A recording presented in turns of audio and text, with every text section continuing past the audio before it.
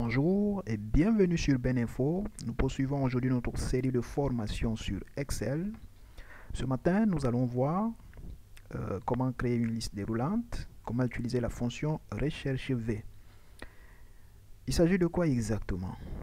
Nous voici par exemple en face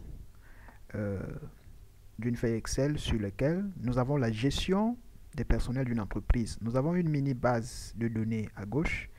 À droite, nous avons un petit tableau qui nous permet d'accéder rapidement aux informations se trouvant dans cette base. Comment ça fonctionne? Je vais zoomer et on va mieux voir. Très bien. Me voici avec mon petit tableau. À côté ici, j'ai une liste déroulante qui me permet de choisir un matricule. Et chaque fois que je choisirai un matricule, les informations dans ce tableau vont changer.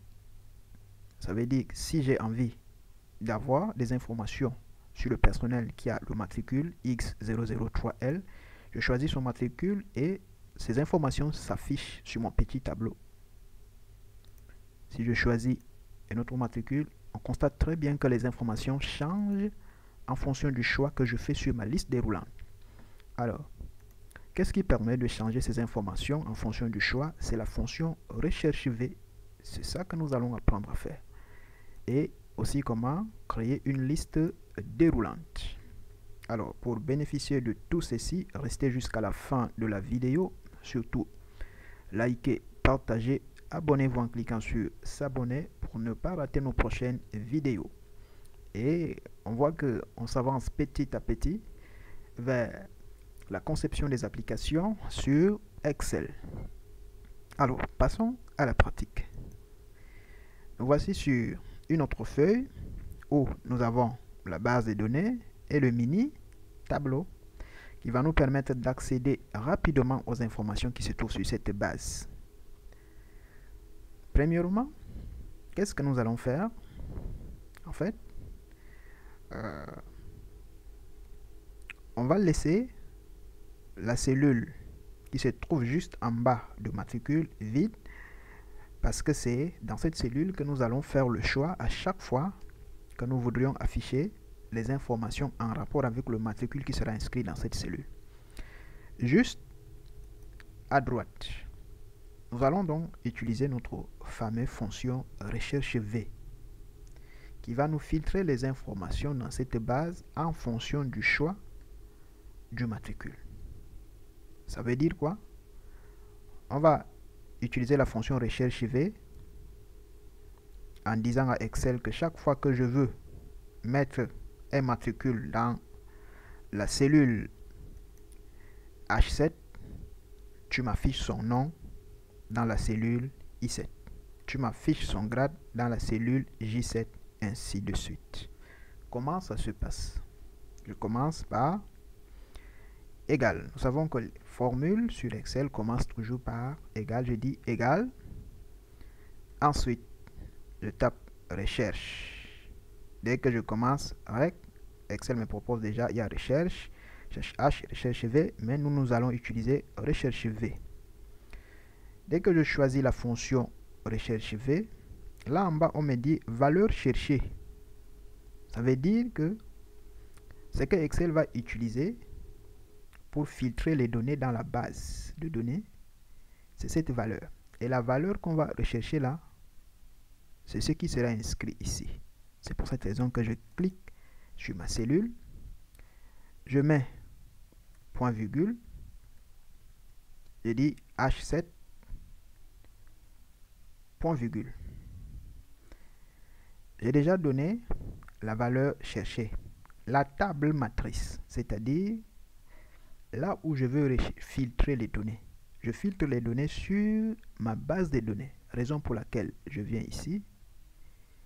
Quand je viens là, je vais indiquer à Excel que en fait, je veux filtrer les données là sur toute cette partie. N'est-ce pas? Je lui dis que je vais filtrer les données de A6 à F11, ce qui correspond à ma base de données. Je mets également point virgule. Maintenant, numéro index colonne.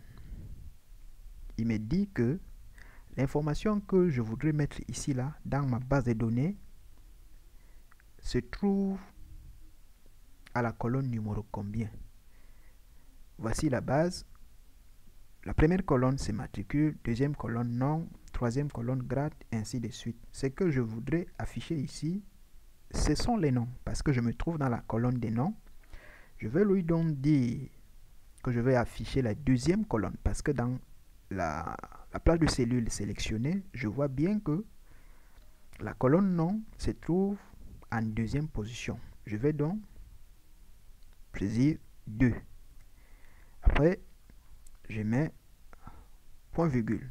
Je vais dire, je mets point virgule. Après ça, Excel dit, est-ce que tu souhaites avoir une valeur approximative ou bien une valeur exacte? Ce que je veux, c'est une valeur exacte. Alors, soit je vais choisir faux ou bien 0. Parce que 0 correspond à faux et 1 correspond à vrai. Excel me propose en bas faux pour dire c'est la valeur exacte ou la correspondance exacte, et vrai pour dire la correspondance approximative. Et moi, je vais choisir correspondance exacte parce que je souhaite avoir la correspondance exacte dans le cas que je fais. Alors, je vais choisir faux. Quelqu'un d'autre peut saisir simplement 0. Ça va aboutir au même résultat. Je valide. Dès que j'ai déjà fini, je ferme la parenthèse et je valide. Ils me disent n dièse n divisé par a. Dans sa tête, il voit comme s'il y a erreur. Mais en fait, il n'y a pas erreur. C'est simplement parce que la cellule matricule là est vide. Dès que je vais insérer un matricule, vous allez vous rendre compte que le nom correspondant au matricule va s'afficher. Choisissons un matricule au hasard. Prenons par exemple le dernier, Y. Le dernier c'est Y-010V.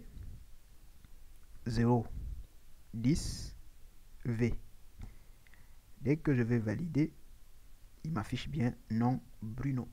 Ça veut dire que ça fonctionne. Cependant,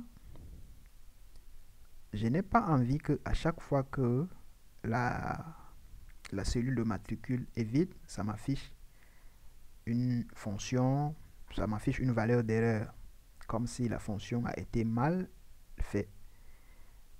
Dans ce cas, je vais donc le nettoyer. Je vais le nettoyer en utilisant quoi? En utilisant la fonction si erreur. Je crois que nous avons déjà eu à aborder cette fonction sur cette chaîne. La fonction si erreur. Je vais d'abord annuler. Très bien. Je viens maintenant ici, je dis, je vais ajouter la fonction si erreur. Si erreur. Je choisis là. Et la fonction si erreur prend 2 arguments seulement. Premièrement, la valeur que nous voudrions afficher. Deuxièmement, c'est la valeur qui doit s'afficher si jamais la cellule matricule est vide. Alors, dans notre cas, nous voudrions que ce soit vide. C'est pour ça que je mets 2 guillemets, vide, et je ferme la parenthèse, je valide. Vous voyez très bien que maintenant, même comme la cellule matricule est vide, ça ne m'affiche pas une valeur d'erreur. Et j'arrange un peu, et c'est bon. J'ai terminé avec la colonne non. Comme c'est la même formule que je vais utiliser partout, je vais simplement le copier et dire copier. Je m'en vais ici. Je colle et je vais faire quelques modifications. Maintenant, ici, je suis dans la colonne grade. Dans ma base de données, grade se trouve dans la 3e colonne. Puisque la valeur recherchée, c'est toujours matricule, parce que les données doivent changer, ou du moins le grade doit changer en fonction du matricule. Donc, la valeur recherchée, c'est toujours la cellule H7, c'est-à-dire le contenu de la cellule H7. Maintenant, ma base de données n'a pas changé. C'est A6 à F11. Maintenant, la colonne, c'est ça qui va changer. Parce que je ne suis plus dans la colonne nom, mais je suis dans la colonne grade. C'est pour cette raison que je vais inscrire. Au lieu de 2, je vais dire plutôt 3. Maintenant, correspondance exacte, je laisse faux parce que c'est ça que je voudrais. Et je valide. Vous voyez que comme j'avais déjà aussi utilisé la fonction si erreur, malgré que la cellule matricule est vide, ça ne m'affiche pas d'erreur. Je m'en vais là où il y a fonction, je fais la même chose. Je colle, mais je change simplement le numéro de colonne. Dans ma base de données, je viens voir, puisque tout le reste ne change pas, je regarde dans ma base. La colonne fonction se trouve à la position 4. Je change simplement 2 en 4 et je valide. Je pars sur téléphone, je colle, téléphone, je modifie simplement le numéro de colonne. Dans ma base, téléphone se trouve à la position 5. Je change le numéro de colonne, je mets 5 et je valide. Ancienneté, je colle aussi, et ancienneté se trouve à la 6e colonne, je mets 6 et je valide. Une fois que c'est fait, nous allons vérifier si ça marche très bien ou pas. On va choisir un matricule au hasard. Je vais dire X-003L. On voit bien que ici le nom c'est Ganava, grade d'ingénieur, conseiller technique. Le téléphone, l'ancienneté c'est 5 ans. Je vais valider et voir. Je vois très bien Ganava ingénieur conseil technique. Autre, ça veut dire que ça a bien choisi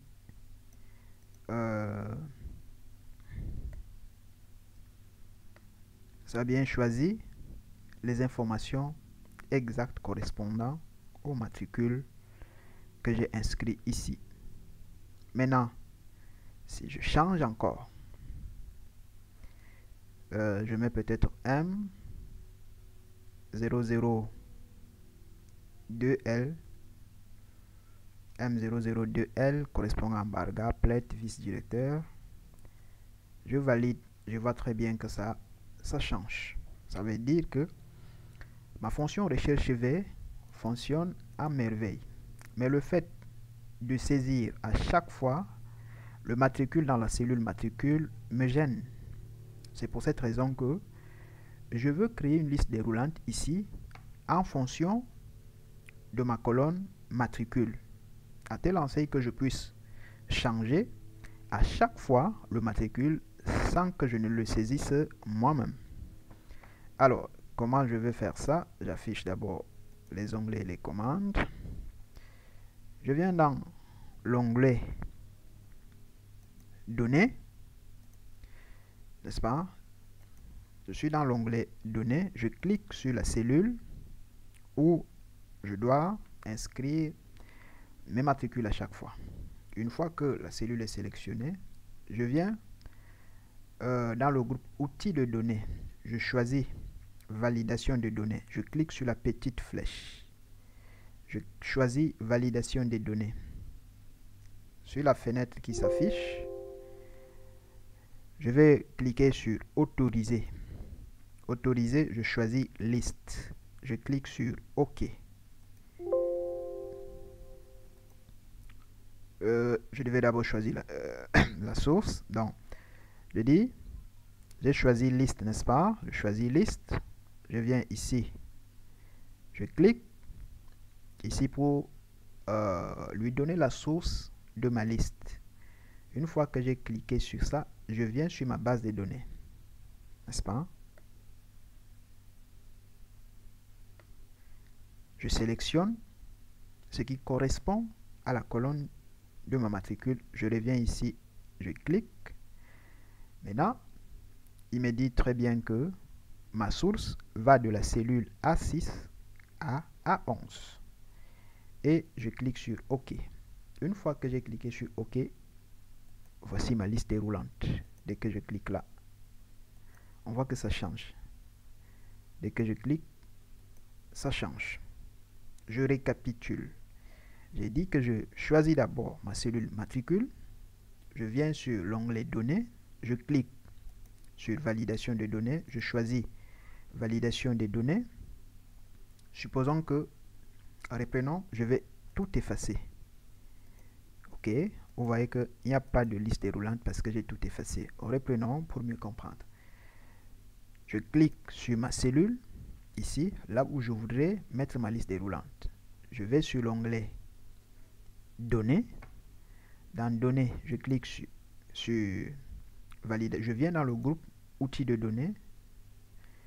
Je clique sur validation des données sur la flèche. En réalité, je choisis validation des données. Dans validation des données, je vais dire autoriser liste. Je choisis ma source.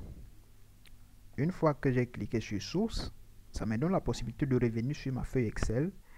Et là, je lui dis que bon, voici là où les éléments que je voudrais voir s'afficher dans ma liste. Je sélectionne. Je dis OK. Quelqu'un d'autre pouvait directement saisir la formule là, A6, 2 points, A11. Ça marcherait aussi. Je clique sur OK et j'ai ma liste déroulante. Et chaque fois que je choisis un matricule au hasard, on voit très bien que mes informations changent sur cette colonne. Je peux encore zoomer pour qu'on puisse mieux voir. Voilà. Je choisis au hasard. Je vois bien que les informations changent. Ah oui. En fonction de ce que nous choisissons dans la colonne matricule. Ça veut dire que ma liste déroulante fonctionne. Ma fonction recherche IV fonctionne. Maintenant, imaginons que on ajoute un personnel. On ajoute un personnel ici. Je dis peut-être il y a P 0 0 007 L. Comme ça, j'ai ajouté un matricule.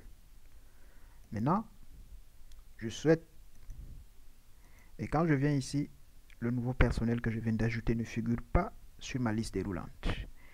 Et là, ça ne me plaît pas. Ça ne me plaît pas. Il faut que à chaque fois lorsque j'ajoute un personnel, son matricule apparaît directement dans ma liste déroulante. Comme ça, je pourrais le choisir. Maintenant, pour régler ça, c'est très simple. On va sélectionner notre base de données et appliquer la mise en forme, mettre sous forme de tableau.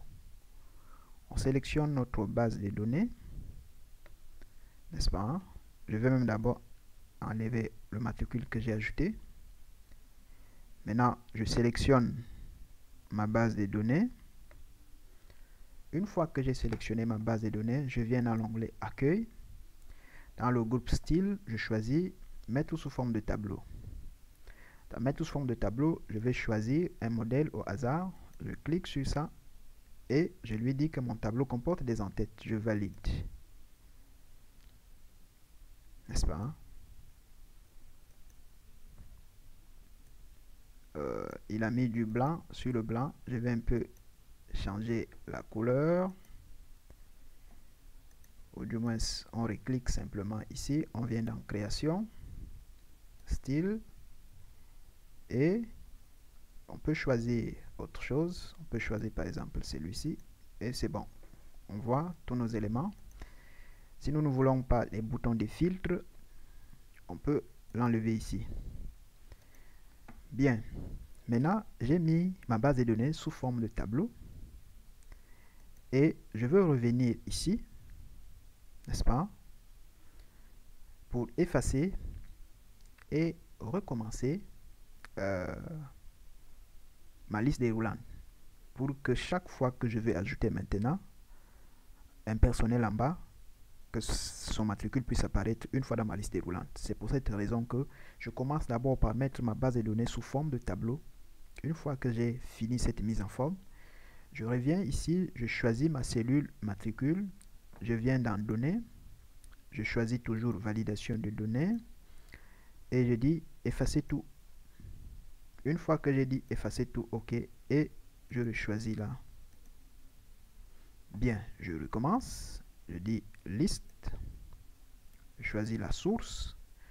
Une fois dans source, soit vous voyez que depuis que j'ai mis ça sur le tableau, je peux le choisir. Je clique là et ça sélectionne exactement la colonne.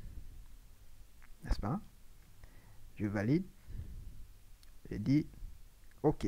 Je retrouve ma liste déroulante avec toutes les matricules qui fait exactement le même travail, mais à la seule différence que lorsque je vais maintenant ajouter un nouveau matricule, ça va apparaître automatiquement dans ma liste déroulante. Je dis peut-être 007L. J'ai ajouté ce matricule, n'est-ce pas? Vous voyez que dès que j'ai ajouté un nouveau matricule, une nouvelle liste est ajoutée dans ma base de données.